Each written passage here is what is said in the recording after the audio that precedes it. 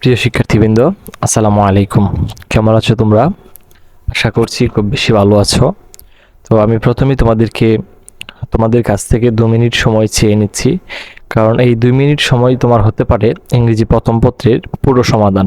অর্থাৎ আমি এরকম একটি পিডিএফ তৈরি করেছি, যেখানে যখন আমি দশম শ্রেণীতে পড়তাম যেই গ্যাপগুলো অনুভব করেছি, সেই অনুপাতে আমি তোমাদেরকে এই পিডিএফটি তৈরি করার চেষ্টা করেছি। তো আমি প্রথমে বলে রাখি পিডিএফে কী কী আছে। প্রথমেই বলবো, পিডিএফে রয়েছে তোমাদের প্রতিটা প্যাসেজের, অর্থাৎ তোমাদের পুরো বইয়ের সকল প্যাসেজের line by line Bangla meaning, অর্থাৎ প্রতিটা শব্দ ওয়ার্ড বাই ওয়ার্ড অর্থ দিয়েছি। এরপর কঠিন শব্দের অর্থ বা যে শব্দগুলো উচ্চারণ করতে তোমাদের কঠিন হবে সেই উচ্চারণও দিয়েছি বাংলাতে, এবং ইজি বা সহজভাবে ব্যাখ্যাও দিয়েছি। যেমন ধরো, আমরা একটা প্যাসেজ যদি দেখো এই প্যাসেজটি তোমাদের প্রথম ইউনিট এবং lesson 1 mister Moti by Rahat Abir. তো দেখো কিভাবে সাজিয়ে দিয়েছি প্রতিটা ওয়ার্ড, অর্থাৎ একটা ওয়ার্ড সাথে অর্থ, একটা ওয়ার্ড সাথে অর্থ, এই যে একটা ওয়ার্ড সাথে অর্থ, এরকমভাবে মানে ওয়ার্ড বাই ওয়ার্ড তোমাদের অর্থ দিয়েছি। এবং তোমাদের বোঝার সুবিধার্থে নিচে দিয়ে আবার পুরো লাইনের অনুপাতও দিয়ে দেওয়া হয়েছে। তা এটা হচ্ছে তোমাদের সবচেয়ে প্লাস পয়েন্ট। আশা করি এভাবে পড়লে প্যাসেজগুলা মনে রাখতে পারবা। আর এভাবে পড়ারও দরকার, কারণটা হচ্ছে তোমাদের প্রথম প্যাসেজ আসে, আর শেষে দিয়ে একদম শেষের দিকে কিছু প্রশ্ন আসে গল্প থেকে এবং কবিতা থেকে। তো এগুলা কিন্তু আবার গল্প দেওয়া থাকে না, কবিতাও দেওয়া থাকে না, তোমার ওইভাবেই উত্তরগুলা করতে হবে।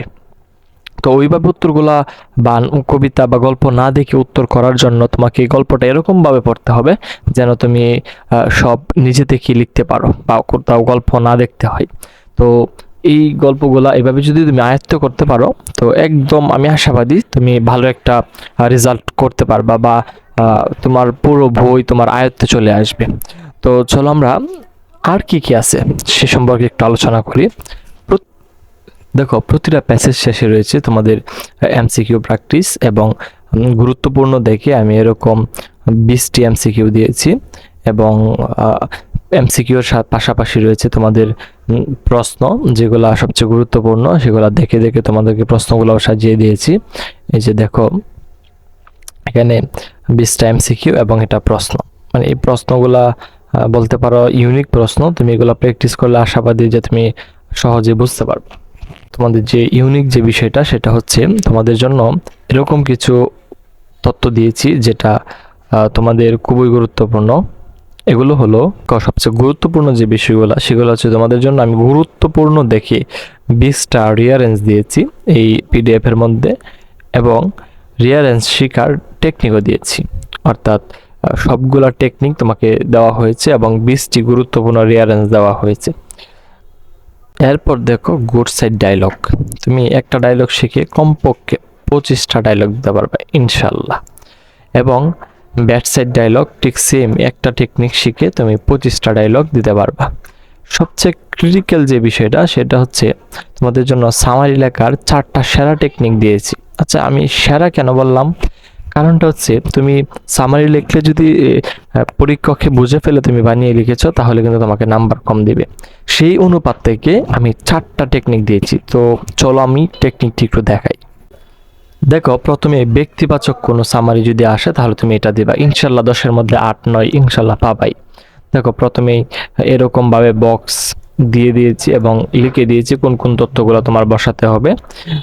তো এরকমভাবে লিখলে আশাবাদী লেখক কখনোই বুঝতে পারবে না যে তুমি বানিয়ে লিখেছো। তো এটা একটা নিয়ম। তারপর এরকমভাবে 4টা নিয়ম দিয়েছি সামারি লেখার জন্য। তো আশাবাদী এগুলো শিখলে তুমি 10-এ 10 কমন পাবা ইনশাল্লাহ। তো আবারও বলে দিচ্ছি পিডিএফে কী কী থাকছে। প্রতিটা প্যাসেজের ভেঙে ভেঙে word by word, line by line অর্থ, কঠিন শব্দের সহজ উচ্চারণ এবং কঠিন বাংলার ব্যাখ্যা, এবং 20টি গুরুত্বপূর্ণ রিয়ারেঞ্জ শেখার নিয়ম। তারপর হচ্ছে ডায়লগ, একটি দিয়ে কিভাবে 25টি ডায়লগ লেখা যায়, একটি দিয়ে কিভাবে 25টি ডায়লগ লেখা যায়। এবং রয়েছে সামারি লেখার সেরা 4টা টেকনিক। তো এই 425 পেজের বা 435 পেজের একটা পিডিএফ তোমার ইংরেজি প্রথম পত্রের সহজ সমাধান হতে পারে।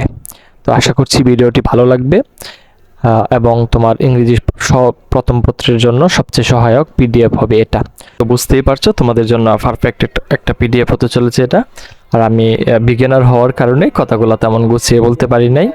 তো আরেকটা বিষয় হচ্ছে, যারা পিডিএফটি নিতে যাও তারা স্ক্রিনে দেওয়া নাম্বারে যোগাযোগ করবে এবং মনে রাখবে যে এটা অনেক কষ্টের সমন্বয়ে গঠিত, অনেক মাস টাইপিং করতে হয়েছে, অনেক ত্যাগ তিতিক্ষা এটার পিছনে রয়েছে।